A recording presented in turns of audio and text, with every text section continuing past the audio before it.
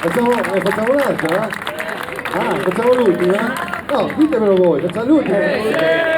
Vai. Beh, allora conta questa qua, allora è uno che non può pagare, ma l'ho talmente addestrato in casa, che cosa fa? E doveva andare via pochi dei giorni, il pappagallo si era dentro in casa e tanto era tranquillo.